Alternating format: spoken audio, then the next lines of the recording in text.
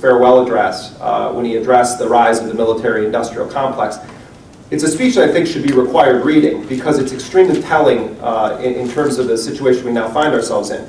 When Eisenhower was talking about the military-industrial complex, he was almost exclusively, if not exclusively, talking about companies that were producing military or war hardware, the bombs, the planes, the tanks, and was expressing grave concerns about the relationship between those companies and the electoral process in this country and the positions taken by elected officials.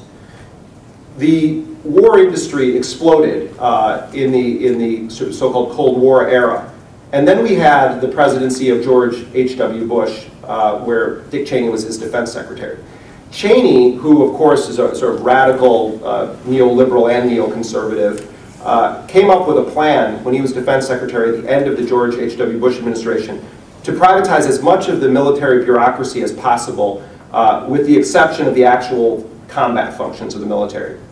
And he hired a division of Halliburton, the company he would then go on to head during the 1990s, to do a study on how to replace soldiers in roles working in the kitchen, driving trucks, doing laundry, so that you could free them up as a more full or complete fighting force. He effectively created a massive market for Halliburton and then went on to head the company as it got many, many billions of dollars in contracts from the Clinton administration. The Clinton administration actually was responsible for changing the game in terms of mercenaries in the early 1990s. Under Clinton, the State Department created a privatized wing of the Diplomatic Security Division of the State Department. Diplomatic security, of course, responsible for guarding diplomats around the world, in some cases escorting USAID, and in a handful of cases actually providing a protection force for foreign officials that are defined as friendly. And the contracts say that they're supposed to also save them from embarrassment, which I always have felt was a very funny line in the contract. So the Clinton folks created a program called the Worldwide Personal Protective Service. And the WPPS was a privatized wing of diplomatic security. And what it allowed for was for private companies, mercenary companies, to be hired by foreign governments or to be paid by the United States to operate as a small-scale bodyguard operation abroad. The first client that was provided with private security under this program was Jean-Bertrand Aristide in Haiti. In fact, when Aristide was deposed a few years ago for the third time, I guess it would be, he was actually escorted out of the country by mercenaries working for a San Francisco-based company called the Steele Foundation. So Clinton started this program within the State Department and envisioned it as a very small-scale operation. He then began authorizing private U.S. companies that were staffed by former military and intelligence folks to begin training foreign militaries. The most quote-unquote successful of those programs happened in the former Yugoslavia, when the Clinton administration authorized a company called MPRI, which is based in Virginia, Military Professional Resources Incorporated, authorized MPRI to train the Croatian military. And MPRI trained the Croatians for an operation that was, in the words of the New York Times, the single greatest ethnic cleansing operation of the war, when 250,000 Serbs were expelled from the Krajina. That was very much the doing of U.S. Military trainers, and the concept was born of the small footprint approach to intervening in military affairs in wars in other countries, where you could send a small number of well-connected former U.S. military personnel to be hired by foreign governments away from any system of accountability to the U.S. Congress or U.S. taxpayers, and then they can actually affect the game quite dramatically. Clinton used private forces all throughout the Balkans in the 1990s, and then when Bush took power in 2000, they put all of this on steroids and on a fast track. And you had the very people that had sort of cooked up this idea of outsourcing everything within the military, now in firm control, and by the way, they had a majority in the Congress. Eventually they had both houses of Congress. So they could push through all of this funding by just getting a smattering of the sort of loyal opposition, the Democrats, to go along with it. And you started to see these enormous no-bid contracts being doled out. Blackwater was one of the beneficiaries of this, but you had what was effectively an overthrowing of the way that the United States wages war during the Bush era, and I'll tell you what I mean by that.